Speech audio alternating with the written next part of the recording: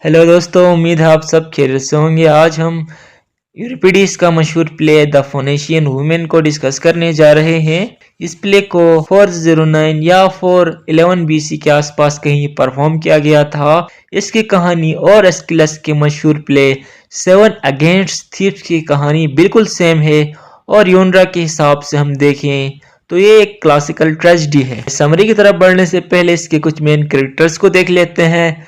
इस प्ले की कहानी भी सोफोक्लिस के प्ले एडिपस रेक्स के साथ ही एसोसिएट करती है। इस प्ले के कैरेक्टर्स भी वही है।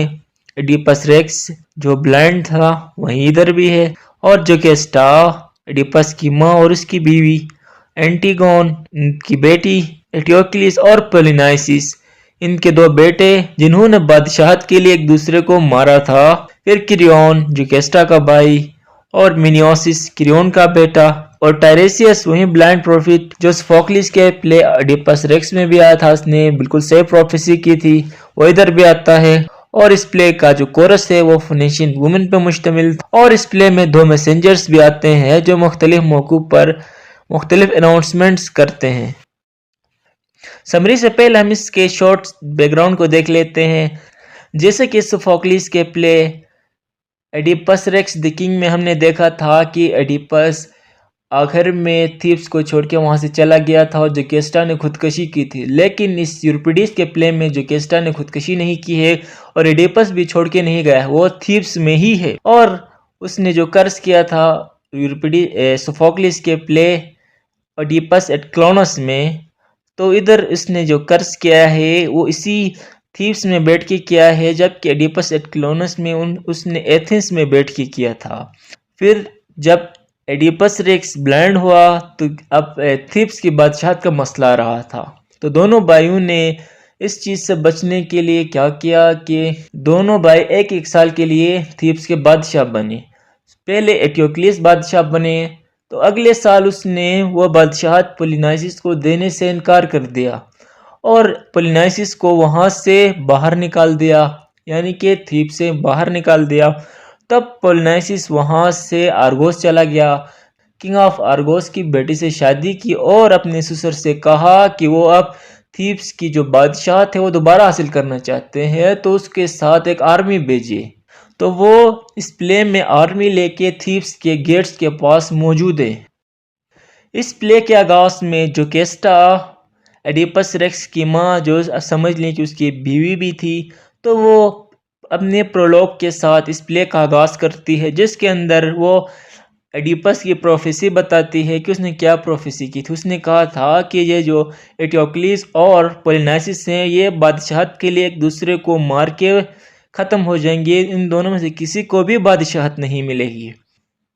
और इसी तरह जो केस्टा अपने प्रोलॉग में पूरी की पूरी जो कहानी होती है वो बता रही होती है कि किस तरह पोलिनाइस को बाहर निकाला गया, किस तरह एटियोक्लिस बादशाह बना और पोलिनाइसिस बाहर जाके किंग आर्गोस की बेटी से शादी की। वो ये तमाम चीज़ें अपने प्रोलॉग में बता रही है, पूरी स्टोरी को सम अप कर रही है। उसके बाद जो केस्टा ने जंग से बचने के लिए अपने दोनों बेटों को मज़ाकरात पे बुलाया, यानी कि दोनों के दरमियान सीज फायर करवाया। उस वक्त पोलिनाइसिस थीव्स के गेट्स पे मौजूद था आर्मी लेकर, और अंदर बैठ के एटियोक्लिस जंग की तैयारी कर रहा था। तो माँ ये चाहती थी कि दोनों बेटों में जंग ना हो, इसीलिए उसने दोनों को मज़ाकरात पे बुलाया, दोनों को टॉक्स के लिए बुलाया और दोनों की बातें सुनी। तो दोनों ने अपने अलग अलग आर्गूमेंट्स पेश किए।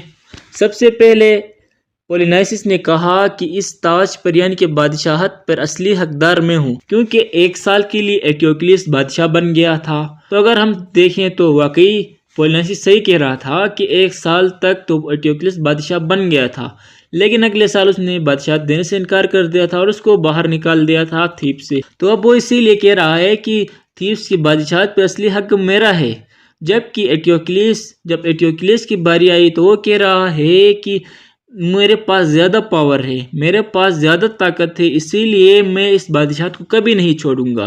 मुझे जब तक ज़बरदस्ती कोई यहाँ से नीचे न गिराए मैं कभी भी इस चीज़ को नहीं छोड़ूंगा। तब जोकेस्टा अपने दोनों बेटों को क्या करती है, क्रिटिसाइज करती है। वो एटियोक्लिस को कहती है कि तुम बहुत एम्बिशियस हो, यानी कि तुम्हारे अंदर बहुत ज़्यादा गुरूर है, जिसकी वजह से तुम इस शहर को, हमारे थीव्स को तबाह बर्बाद कर दोगे। फिर जोकेस्टा अपने दूसरे बेटे पोलिनाइसिस को भी क्रिटिसाइज करती है। वो उससे कहती है कि तुम उस शहर पर हमला करने के लिए आर्मी को लेके आए हो जहां तुम पले बड़े हो, जहां पे हम सब पले बड़े हैं, हम जिससे प्यार करते हैं, तुम उसी शहर को तबाह बर्बाद करने के लिए आर्मी लेके आओ। इसी तरह वो दोनों बेटों को बुरा भला कहती है, जिसके बाद उन दोनों के जो मुज़ाकरात थे वो बगैर किसी नतीजे के ख़त्म हो जाते हैं।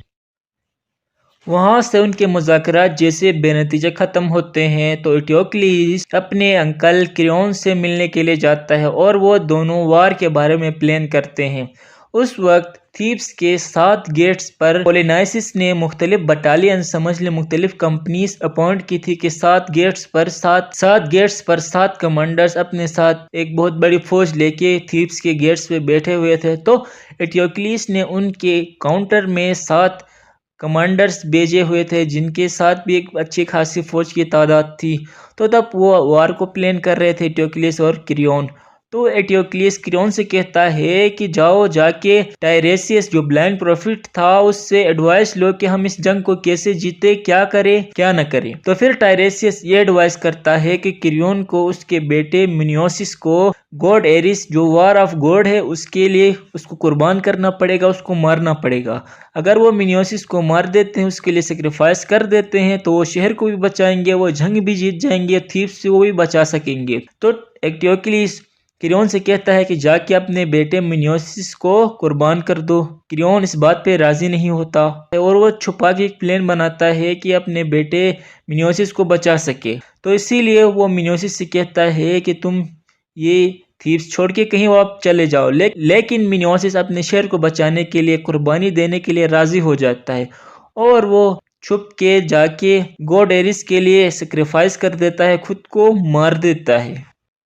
फिर इसके बाद पहला मैसेंजर अपीयर होता है। उस वक्त जोकेस्टा और एंटीगोन बैठी हुई थी। तो पहला मैसेंजर आके जोकेस्टा और एंटीगोन से कहता है कि वार का आगाज हो चुका है और दोनों भाई इटियोक्लिस और पोलिनाइसिस 1-on-1 वार लड़ रहे हैं। तब जोकेस्टा और एंटीगन उन दोनों को बचाने के लिए जैसे बाहर की तरफ निकलती हैं तो एक और मैसेंजर आता है। आने के बाद कहता है कि इटियोक्लिस और पोलिनाइसिस दोनों जंग में मारे जा चुके हैं, वो दोनों ने एक दूसरे को मार दिया है। जिसके बाद जोकेस्टा को पहले ही बहुत ज्यादा दुख मिल चुका था तो वो इस दुख से उभर न सकी और वो भी बैक स्टेज जाके खुदकशी करके वो भी मर जाती है।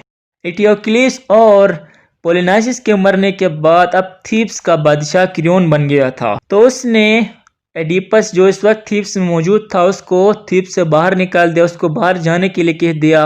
और क्रियोन ने यह कहा कि इटियोक्लिस की जो डेड बॉडी है उसको बाकायदा फुल ऑनर के साथ, फौजी एजाज के साथ उसको बाकायदा तौर पर अच्छी तरीके से दफनाया जाए, जबकि पोलिनाइसिस की डेड बॉडी को रोड पे फेंक दिया, उसको बिल्कुल न दफनाया जाए, उस वक्त तक छोड़ा जाए जब तक उसकी डेड बॉडी को चील कौवे खा के खत्म न कर दे। जो भी उसको दफनाने की कोशिश करेगा उसको मौत की सजा सुनाई जाएगी। एंटीगन इस बात पे बहुत ज़्यादा रजिस्ट करती है, इस बात से बहुत ज़्यादा मुखालिफत करती है क्रियोन की इस बात पर कि एक भाई की लाश को तो दफनाया जाए, दूसरे भाई की लाश को तो इसे फेंक दिया जाए। और वो इसके जवाब में क्रियोन का जो बेटा था हेमन, उसके साथ एंगेजमेंट हो चुकी थी एंटीगन की, तब वो उसके बेटे के साथ होने वाली एंगेजमेंट को भी तोड़ती है। और इस प्ले के आखिरी सीन में एंटीगन अपने बाप एडिपस रेक्स ब्लाइंड किंग के साथ थीब्स को छोड़कर एथेंस की तरफ निकल पड़ती है। एंटीगन और एडिपस रेक्स जैसे ही थीब्स को छोड़ के एथेंस की तरफ निकल पड़ते हैं, इस कहानी का इख्तिताम होता है। उम्मीद है आपको ये कहानी समझ आ गई होगी। कोई क्वेश्चन है तो आप नीचे कमेंट में भी बता सकते हैं।